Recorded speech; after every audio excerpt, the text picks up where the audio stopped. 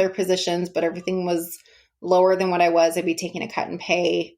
And I just was like, this doesn't feel right. Like I'm going to have to go back to a position that I had already put my time into. I didn't want to step down from a manager position and kind of start, from the ground again.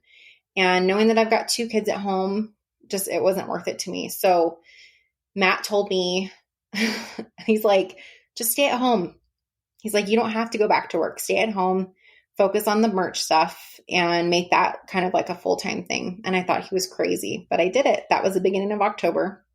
And then about a week and a half to 2 weeks later, ROH offered him and Nick contracts, which was enough for me to not even have to work. I didn't have to continue the merch thing if I didn't want to. It was enough for us to live comfortably and not be stressed every single month on paying our bills. And I chose to keep doing the merch again, because I can't just be sitting at home. As much as I love being a mom, I mean, there's a lot of downtime too when the kids are taking naps, or just to keep myself sane. I needed something else to do for myself. And so that was, like I mentioned before, that was kind of like my therapy. So I would get the kids down to bed, and then I would go and I would work for, however many hours until I was ready to like just pass out and I had had enough.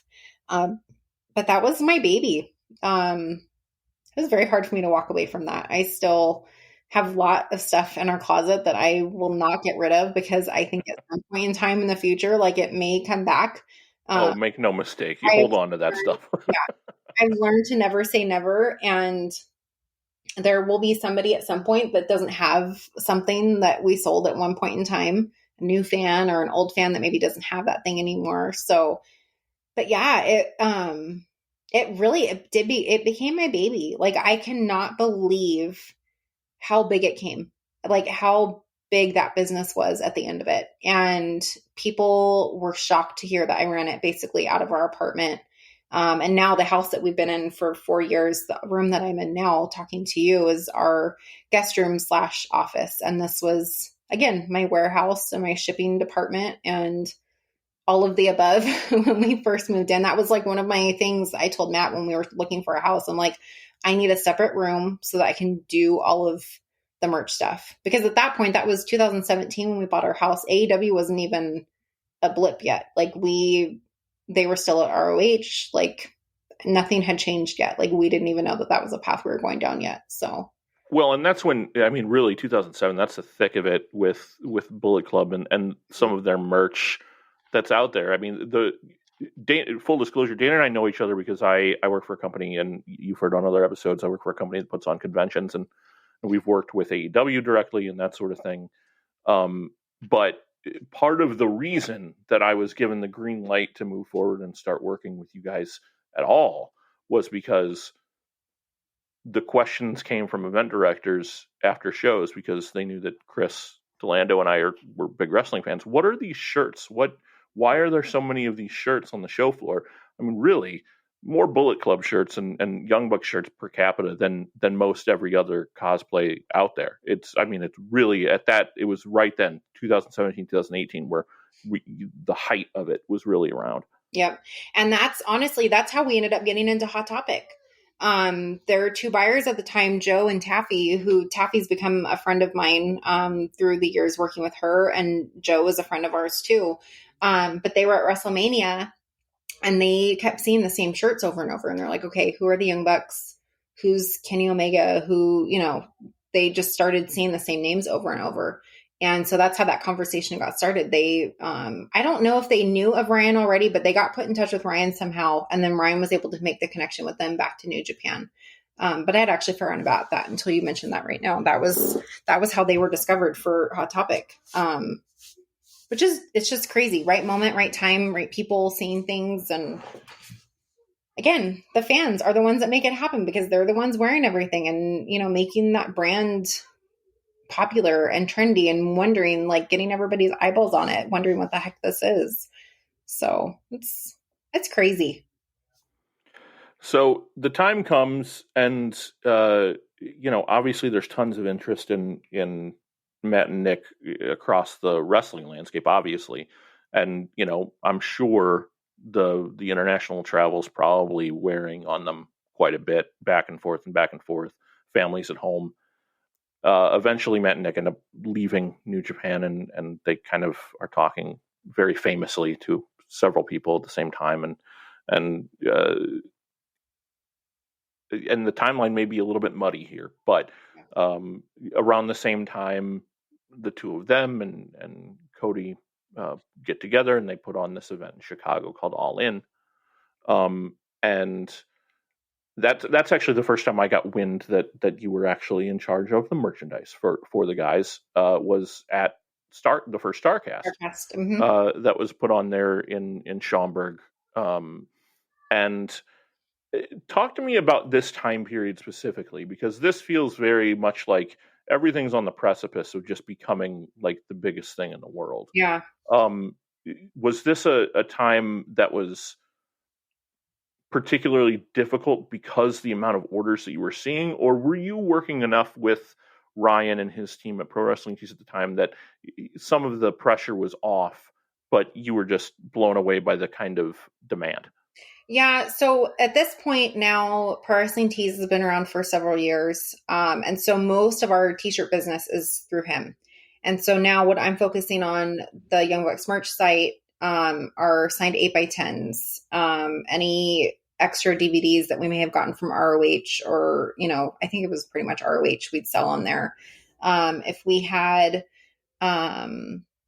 any kind of like overstock at this point, though, they weren't really taking any more inventory with them to shows. So it was pretty much just whatever we kind of came up with. So we were just doing kind of Chotsky items just to kind of keep things going and keep people's interest. We were still doing the leggings. We had done keychains. We had done patches, stickers. 8x10s were a big thing. At this point now, what I was doing is I was going and picking out photos, and I would have Matt pack them in his bag and take them with him. And then he and the guys would all sign everything. He'd bring them back. I'd put them up for sale. And then that's how I learned how to pay out royalties. And we had to make deals with the guys on, a certain percentage that they would make because they signed these things. And so that kind of started, I got into that a little bit heavier in like 2016, 2017.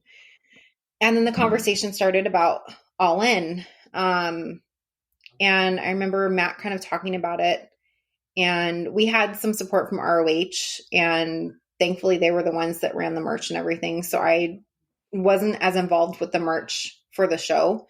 I helped a little bit with like trying to come up with designs and things like that. But as far as like the execution of selling and everything, Chrissy was actually the one. This was before she and I really knew each other too much, but I found out later that she was actually the one that like oversaw all of the merch being sold at Sears.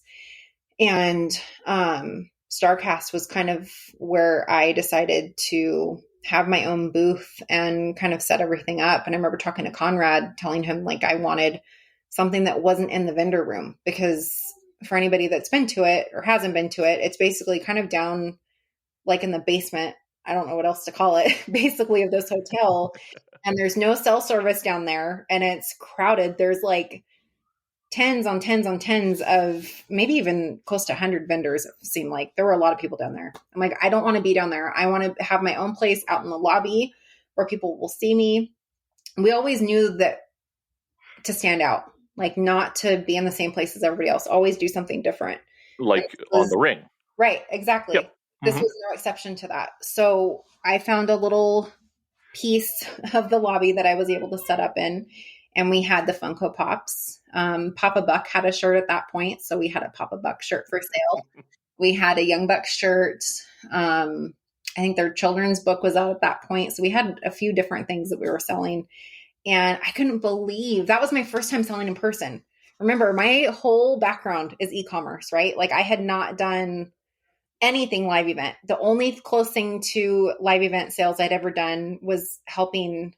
I think, okay, so Chrissy and I did know each other, I think, at this point, because I remember going and helping her when the show was going on. I didn't like being backstage with Matt. Like I just always felt out of place. And so I would go, again, can't sit still, can't not be busy. I would go and I would ask if she needed help. And of course, during a show, the sales are a lot slower. She doesn't need help, but I would help grab items and help her check people out. So that was like the only experience I had. And like collecting meet and greet tickets for Matt and Nick, I would help them with that at ROH shows. So I remember opening our booth, and I'm by myself. I didn't have anybody helping me. It was just me. And all of a sudden I'm seeing this line is like going all the way to the other side of the lobby. And I'm just like, what the hell did I get myself into? Like, this is crazy.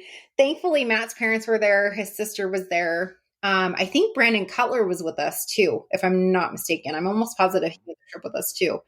And so I was able to kind of have them help, come in and help grab things, and I would check people out. And so I learned a lot about too, like taking cash, needing change ahead of time, and taking cards, and that you need Wi-Fi or cell service to be able to take a card, because otherwise you can't swipe it. So just all the little things. Again, I learn as I go. I have no you don't know what you don't know. No, It's like exactly. yeah. So thankfully, the fans were tremendous. They were super patient with me. And then after the first few, I started kind of knocking it out. But that was a lot of fun. That was the night before. I think that was that Friday night before the show. And then day of All In, it's just kind of back of house, like just kind of running around. I mean, you know how it is. It's okay. This person needs that done. I'm going and I'm doing that. I was kind of all over the place. I was helping Cody and Matt and Nick with whatever they needed. I remember that morning, Cody's manager, Brian, who is a good friend of mine now. We've known him for years because he worked with Matt and Nick back at TNA. And he was in town to help us with everything. And he and I, with Matt, went to Target and loaded up on water bottles.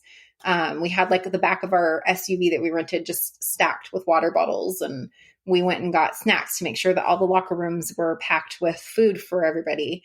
I got a partnership with Cracker Barrel. That was a huge part of All In too. They sponsored our catering room for the event, which was huge. That was a lot of fun.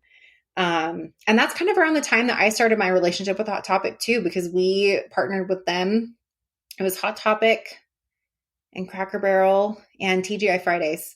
We had all three of them on one side of the ring. So we had three sides that were branded with their likeness. Fridays was a great partner for us for a bit too.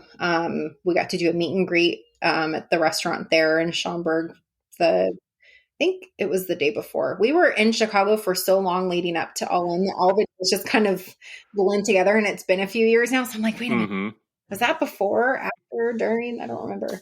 But it was a fun time. Like, we were so busy, and just being in the thick of it and being the ones kind of running the show was a totally new experience for us. Like I said, we had ROH's support and backup when we needed it, but they kind of let us do our thing. It was a lot of fun. And I remember the match right before Matt and Nick with Marty and him going over on time. And I'm sitting at the go with headphones on with Cody, and we're like sending people down to try and get them to end the match. And then the music hits for Rey Mysterio, and nobody can find him. And everybody's screaming for him. I think it was Rey Mysterio. I'm almost positive. His music was on for like 2 minutes or something. Mm-hmm. Everybody's screaming. Like, it was the most stressed I've ever felt. And then I asked Matt, like, we have it's our thing. Like, he will come, I'll come find him, or he will come find me, depending on what's going on. So I can wish him well, give him a kiss, tell him I love him, to be safe. Don't break anything on his body. Like, come back in one piece. And I remember asking him, like, are you good? And he goes, no. He's like, I'm so stressed. I'm so scared right now. He's like, I just had to cut my match into like a third of what we had. And I'm like, oh my gosh. I'm like, okay, well, good luck. And I just remember it being the end of it, and then ending that match and only having, I think, 5 seconds till we went dark. And like, they somehow pulled it off. Like, that, I think that might be the most stress I've ever felt in this. Like, even now, even with AEW being in existence, I don't think I've ever had anything that close to that feeling. It was crazy. But I think because I knew too, like, this was all kind of on our shoulders. Like, this was our show that we kind of planned from the bottom up. Yeah, it was a very stressful feeling. And Cody and I were just kind of like cringing, and like, I was grabbing onto his shoulders. I'm like, what is going to happen? Like, what if this match doesn't end? Like, what the heck are we doing? Like, what's our plan B? Because we never thought that, anything would happen like that. You learn real quick about live television. What can... Yeah, I would imagine so. Yeah. Chris and I actually, and this is a funny story, Chris and I actually convinced Reed to let us expense tickets to that show for Oh, that's research awesome. purposes.